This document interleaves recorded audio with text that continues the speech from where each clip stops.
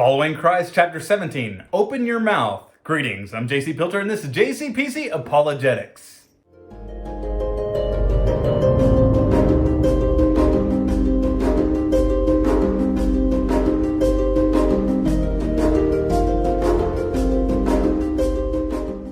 Well, hello guys, and welcome to another video. Today we are continuing with our review of Charles Spurgeon's book, Following Christ. Today we are in chapter 17. We're down to the last stretch. This book only has like 19 or 20 chapters, so we're near the end. And it's very clear at this point in time what it was that was bothering Charles Spurgeon when he wrote this book, and that is people who call themselves Christians, who are in the church, who are saying nothing and doing nothing for Christ. The last few chapters I talked about, he seemed to rehash the same old things over and over again, telling people basically, go, do something. Really, if I could summarize this whole book, it would be that, go do something. I mean, that's really been the emphasis from the, very first page up till now. And this chapter is no exception. I mean, the title of it screams what he's trying to communicate. Open your mouth, do something, say something. He says very clearly that, anybody who is a believer will communicate what they have. I mean, I've said this before on the channel, and I'll say it again. The scriptures say that God has, he saves us for us to walk in the good works that he has foreordained that we should walk in. We do not work to earn our salvation. We're not like, works-based religions that say you must do something in order to be saved, but the Christianity clearly teaches that a good tree produces good fruit. Someone that Jesus has saved will produce good fruit. Yes, we'll have our ups and we'll have our downs. We're not going to be perfect, but you will see a pattern of growing in holiness. And a part of that is doing good works. And so Charles Spurgeon is arguing, if you're calling yourself a Christian and you're not seeing good works, you're not seeing anybody proclaim the gospel, you're not seeing the gospel communicated, that ain't a good tree. That's not a Christian. If you're a Christian, you will do those things. He says early on in the chapter something that's very interesting. He says, everywhere that God is moving, the gospel is preached. And that's really a good measurement that you see. You see it all throughout the scriptures. That is something that, Paul testifies, because I want to make this very clear. I've said very often when interpreting scripture, you've got to be very clear that there are prescriptive texts and descriptive text. And the difference between the two is one is prescribing something. Do this. Do this. That's a command of God. We do not have the option of debating that. We obey. Then there are descriptive texts that tells this is how something was done. It's not saying go and do this. It just says this was done. We see a lot of heretical movements take a lot of their teachings as making descriptive texts all of a sudden prescriptive. They'll say, well, Jesus raised the dead. Jesus walked on water. We need to be like Jesus, so we should raise the dead and walk on water. But no, those scriptures are describing what Jesus did. They're not saying, now go and do likewise. That would be a prescription then.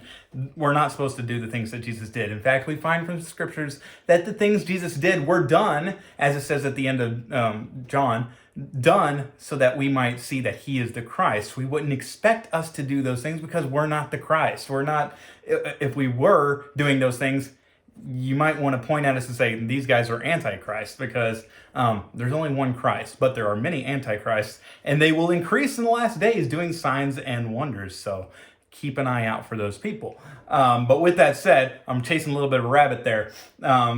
It says very clearly in this chapter, we can expect where the gospel goes, where the church goes, there will be the gospel preached. And that's something we see both in the descriptive texts. We see it all throughout Acts. Everywhere the church goes, the gospel is being preached.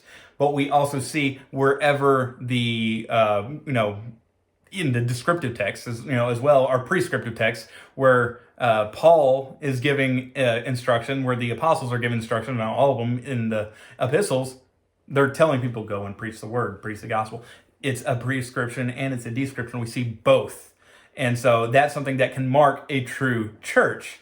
I'm amazed when I look at the comments section of some of my videos. A lot of people say, well, I mark a false ministry by whether or not they're Masons. I mark a false ministry whether or not they're growing. I mark a false ministry by this, that, or whether they're not growing is usually what they say. They give me all these reasons. I was told that I have a false ministry because my glasses turn dark in the sun. I was told I have a false ministry because the picture I used, one of the pictures I used in one of my thumbnails was not a picture I had personally taken. I can tell you, none of my pictures that I use in my thumbnails are pictures I personally have taken. There are all kinds of ways that people use to discern a true or a false ministry. And the fact is, the scriptures tell us how we can discern a true and a false ministry. And one of the signs of a true one is that the gospel is being preached. And I bring this up to say there are a lot of people who use, well, if a church is growing, then clearly it's doing something right. That is right.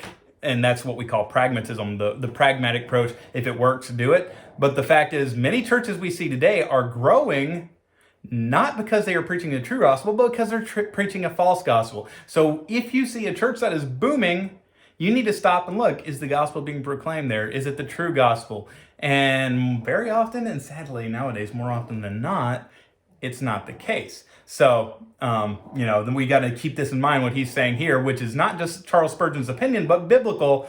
Where the true church is, the gospel is being proclaimed. One interesting thing that he pointed out that I found interesting, that and I sort of liked, is he said that God's means of evangelism, one of his main ways of growing the church, is by scattering his people. And he says, well, naturally we'll do this through things like missions and whatnot. But if we refuse, and sometimes even when we don't refuse, God often does that, naturally, you might say. He does it through, or maybe unnaturally, however you choose to look at it, by things like persecution. But we see that in the book of Acts, both, they're at the beginning, you have Jerusalem, the church is there, it's growing, it's doing well, but they're not sending out missionaries, it's not expanding.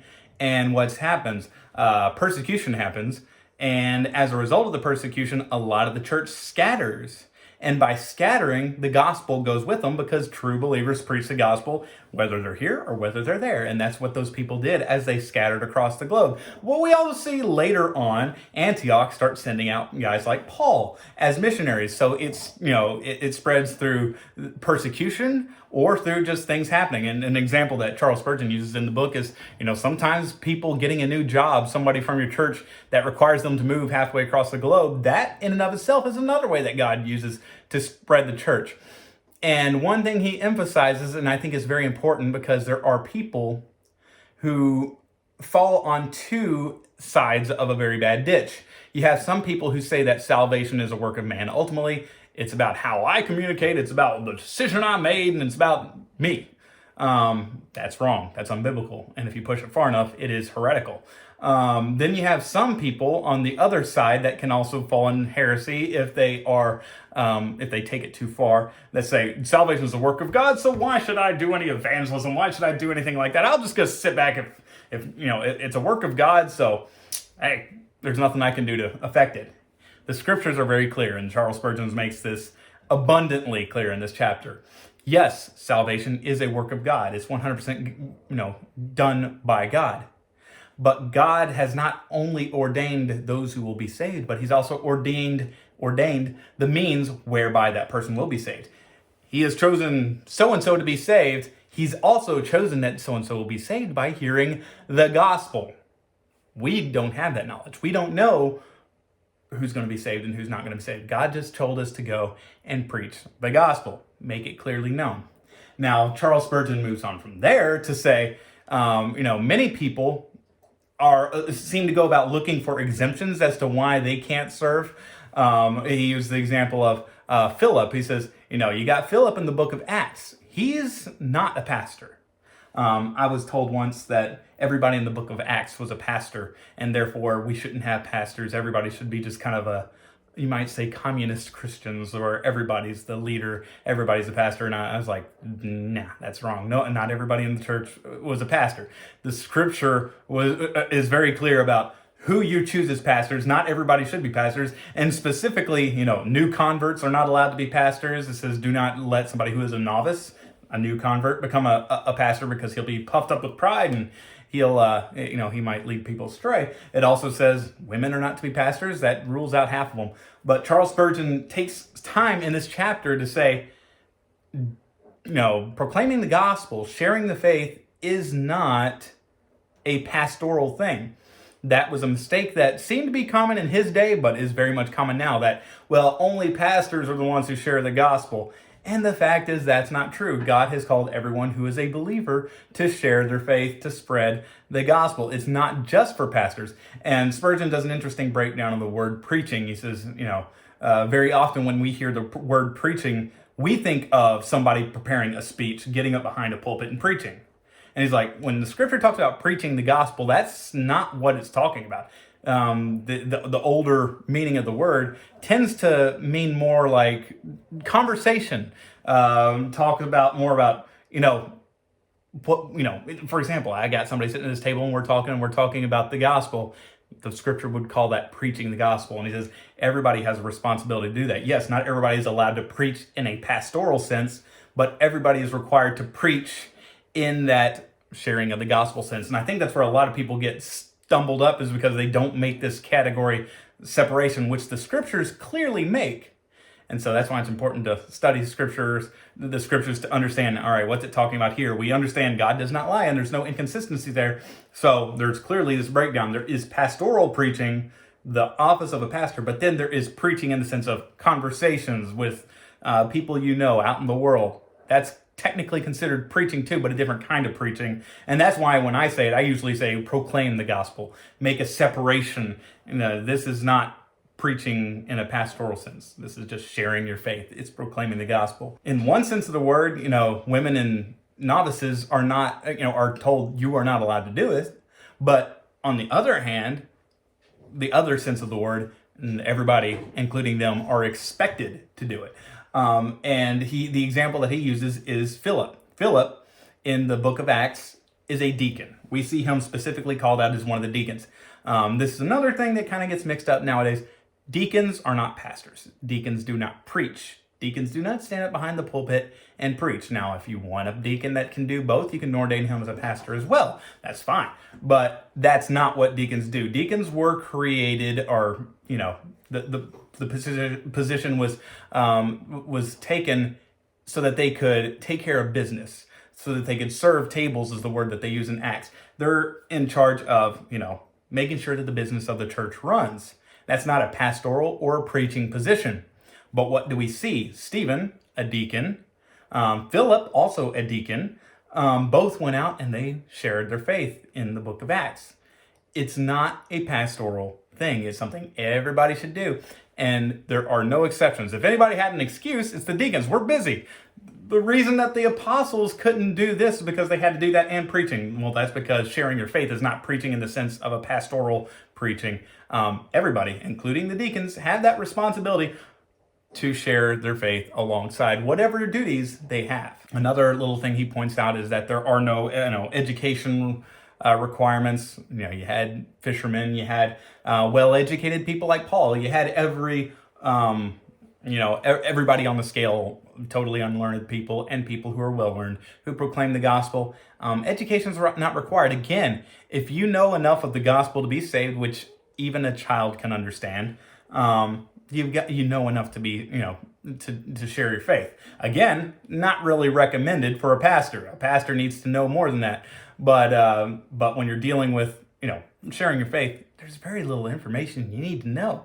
And as he said over and over again in this chapter, what a believer knows, he should be sharing.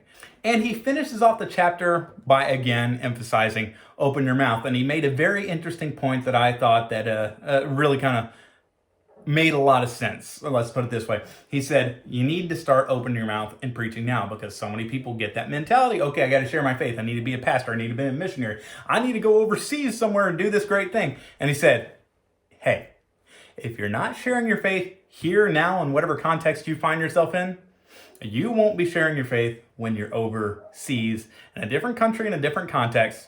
What you're doing here is what you'll be doing there. If you're not being faithful in here, you won't be faithful over there. That's what the scripture clearly teaches. He who's faithful in a little can be trusted with much, and he who is unfaithful in a little can't be trusted with anything. So this notion that, well, I'll start serving God as soon as I have X, Y, or Z, it's a lie. If you're not serving God now, it's because you have no desire to serve God. And if you had those things you think would allow you or give you that possibility of serving God, I guarantee you, when you get them, you won't be serving God. But basically, that brings us to the end of the chapter, even though this was still kind of the same basic thing that's run throughout this whole book, and in a way seemed repetitive. He hit on some good notes, some good points that I thought were nice, and really, this chapter was pretty good in my book. But with that said, that basically brings us to the end of this video. I don't want to drag it out much longer. But before you go, I recommend that you click on this link that I'm going to leave in the info section and in the corner after this video is over, and it's called a video called What's the Gospel? And there I will explain to you what the gospel is, because I talked a lot in this video about sharing your faith. Well, here's me sharing my faith with you. I don't know whether you're watching, whoever you are watching, whether you're a believer or not. And many of you people out there who think that you are a believer have never actually heard the gospel, because the American gospel, the thing that is popularly proclaimed today, and if you have been raised in church, may have heard all your life, is in many cases a false gospel, or so poorly explained that it really doesn't have enough to it that really is a gospel at all. If you click on that video, you'll get the full gospel, what the Bible actually teaches about the gospel, and the church has proclaimed for 2,000 years. But with that said, we got to sign off. God bless, have a great day, and we'll see you next time.